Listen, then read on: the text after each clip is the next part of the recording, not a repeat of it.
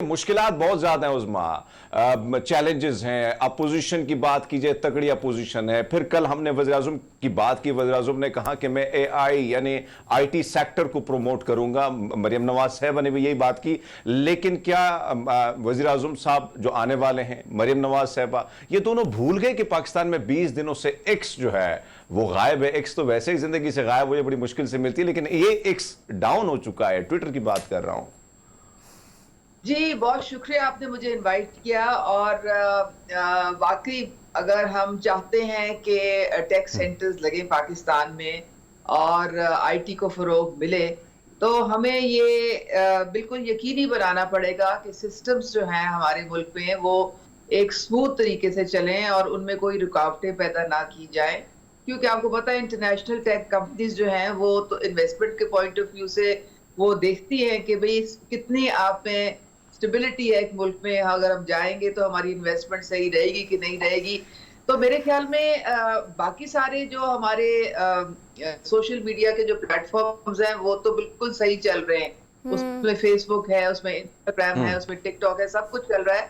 लेकिन कुछ मेरे ख़्याल में हमारी कौम को भी सोचना चाहिए कि इतना जो वो एक्स को मिसयूज़ करते हैं और उसको एक्सप्लॉइट करते हैं, उसको हेट स्पीच के लिए यूज़ करते हैं, वायलेंस पे लोगों को उकसाने के लिए इस्तेमाल करते हैं, इंतशार फैलाने के लिए झूठ की फैक्ट्रियाँ लगाई होती हैं, तो इससे नुकसान पहुँचता है। आपके मुल्क को भी, रियासत को भी नुकसान पहुँचता है, आपके इदारों को भी नुकसान पहुँचता है, आपकी जो इमेज है दुनिया में, वो भी इससे डैमेज होती है। तो हम ये we have actually asked for it. हमारे कुछ ऐसे एलिमेंट्स हैं हमारे मेरे ख्याल में सियासत में, जो कि चैन से बैठ सकते ही नहीं है।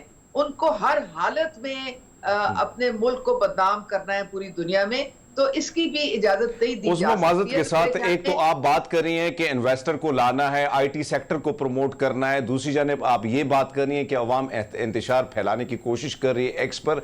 माजरत के साथ, आपको नहीं लगता कि ये जो एक रविश है, चाहे वो हमारी जो जो सोच रहे हैं कि एक्स जैसी सहूलत को, या जहां पे इजहार राय की एक ऐसा प्लेटफॉर्म है, वहां उसको डाउन कर दिया जाए, बंद कर दिया जाए, यूट्यूब को स्लो कर दिया जाए, इस सारी सूरत हाल में आपको नहीं लगता कि आप 80s की तरफ, 70s की तरफ मुल्क को धकेलें नई जनरेशन को काउंटर करने के लिए? या आपकी जमात में या पीपल्स पार्टी में या ये जो कह रहे हैं या जिनकी ख्वाहिश है कि इस सारी चीजों को कतगने होनी चाहिए और एक बिल भी दाखिल करा दिया गया था सेनेट में, तो इस चीज से मजीद इंतशार नहीं फैलेगा? देखिए, ये बिल जो है, इसको आप सीरियसली मत लें। इसकी कोई वक़्त वैल्यू नहीं है। ये तो पीपल्स पार्टी ने वैसे ही इसको जो है वो रिजेक्ट कर दिया। उन्होंने कहा है कि ये private member, as a private member लेके आए हैं, हमारा इससे कुछ लेना देना नहीं है, और हमने तो इनकी मेंबरशिप भी खत्म कर दी है इस रुकन की।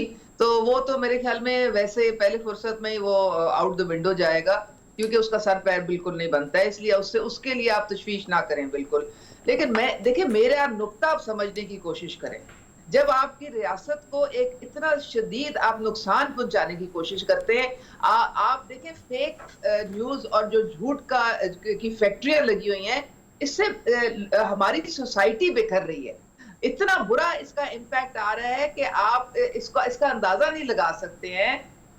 ये मेरे ख्याल में आपने अगर एक कोई भी सोशल मीडिया का प्लेटफॉर्म इस्तेमाल कर रहे हैं, ज़रूर करें। तनकीद भी जो है वो पॉजिटिव और अच्छे एक इंटेंशन से ज़रूर करें। लेकिन इस इंटेंशन से ना करें कि आपने मुल्क को तोड़ना है, यहाँ पे इंतशार फैलाना है, लोगों को उकसाना है कि आप रियासत के खिलाफ उठ के हथियार पकड़ लें, और इस तरह की बातें जो है ये नहीं चलिए हो उस्मा सकती। कारदाई साहिबा, चलिए ऐसा करते हैं कि लेट्स बीइंग ऑप्टिमिस्ट। आपने हुकूमत बना ली, आपको हरमीत ने मुबारकबाद दी, आपको मुबारकबाद का सिलसिला जो है वो ना सिर्फ पाकिस्तान से बल्कि दीगर दोस्त ममालिक के वज़ीर आज़म जो है वो ये भी पैगामात मुख्तलिफ पहुँचा रहे हैं। अब व्हाट इज़ नेक्स्ट? क्योंकि 80 अरब से ज़ायद का मकरूज़ पाकिस्तान का हर शहरी है और ये कर्ज़े हमने देने हैं। हम एटमी ताकत मुल्क हैं, बड़े सारे मसाइल भी हैं लेकिन बड़े सारे वसाइल भी मौजूद हैं। अब आप क्या समझती हैं कि हमने कोई स्पीच सुनी तो वो स्पीच कोई खासी मुख्तलिफ नहीं थी। अब आप देखें कि अगर वज़ीर आला की बात करें तो हमने चाचा भतीजी को बड़े अच्छे से स्पीच करके आगे बढ़ते हुए तो देखा, लेकिन अब किस तरह से अवाम के मसाइल आपको पता है ना बड़े अच्छे तरीके से, आप अवाम में रहती हैं, बड़े मसले हैं, कोई छोटे मसले नहीं हैं अवाम के। आगे अब गर्मियाँ आ रही हैं, लोड शेडिंग का मसला है, गैस के बिल देख लें, बिजली के बिल देख लें, महंगाई बढ़ रही है, GST आगे मजीद बढ़ेगा। How to cater all this? Sohab, मुझे बड़ी खुशी हुई कि आप लोगों को इतनी अवेयरनेस है। आपको पता है कि पाकिस्तान किन मुश्किल हालात से गुजर रहा है, तो मेरे ख्याल में आपको हुकूमत के साथ मिलके उसको मजबूत करने की बहुत अशद जरूरत है। आप सपोर्ट करें, आप कहें कि जी ये हुकूमत नहीं, ये एक कौम का मसला है, ये पूरे पाकिस्तान का मसला है। हम सब ने मिलकर इकट्ठे बैठ के, जिन लोगों को भी मैंडेट दे के लोगों ने भेजा है ऐवानों में, सब इकट्ठे बैठे, सर जोड़ें और देखें कि किस तरह से हमने 27 बिलियन नवंबर तक हमने लोन वापस करना है। हमने IMF के साथ अभी अपना पैकेज उसको दोबारा रिवाइव करना है। हमारे आपको पता है कि खर्चे 14 ट्रिलियन हैं और हमारी आमदन सिर्फ 8 ट्रिलियन के करीब है। और इन्फ्लेशन को हमने किस तरह से कम करना है, ये बड़े, बहुत बड़े, जिसे कहते हैं ना पहाड़ जैसे चैलेंजेस हैं। और हम को पता है कि ये कोई इस वक्त हम वो कुछ शादियाने नहीं बजा रहे हैं। इस वक्त जो हुकूमत ली गई है उसको जमहूरियत को डिरेल होने से बचाया गया है। अगर हुकूमत हम ना लेते और कोई भी हुकूमत लेने के काबिल ना होता पार्टीज में, क्योंकि किसी के पास भी नंबर नहीं था, तो फिर आप सोचें कि हम किधर जाते, पाकिस्तान किधर जाता। तो ये सारी चीजें सोचने वाली हैं, ये बहुत गहरी आपकी नजर है। और ये जो गैस का बिल बढ़े हैं, ये कोई हमारी हुकूमत ने तो नहीं बढ़ाए। ये जो अभी पेट्रोल बढ़ा था, ये हमारी हुकूमत ने तो नहीं बढ़ाया था। ये सारी चीजें जो थी, ये IMF की आप भूल जाती हैं 16 महीने की हुकूमत में बहुत कुछ बढ़ा था मैडम जी। हरमीत दोबारा सवाल। मैंने कहा आप भूल गई हैं, 1.5 साल की हुकूमत में बहुत कुछ बढ़ा था। 12 से लेकर 40 शरह महंगाई जो है उस पर पहुंची थी, और टैक्सेशन और रेट जो है हर चीज के 4 गुना बढ़े थे। मेरे ख्याल में आपकी गवर्नमेंट थी वो। और आपने अभी खुद अपने प्रोग्राम में कहा कि अब हमें IMF कह रहा है कि 18% GST जो है वो बढ़े। तो फिर आप सोचें, अगर यही वाली कंडीशनैलिटीज हैं और अगर हम IMF के प्रोग्राम में नहीं जाते हैं, तो फिर हमें क्या सामना करना पड़ेगा, ये भी आपको पता है। तो ये सारी सख्तियां हमें थोड़ी सी बर्दाश्त करनी पड़ेंगी। हम क्या करें?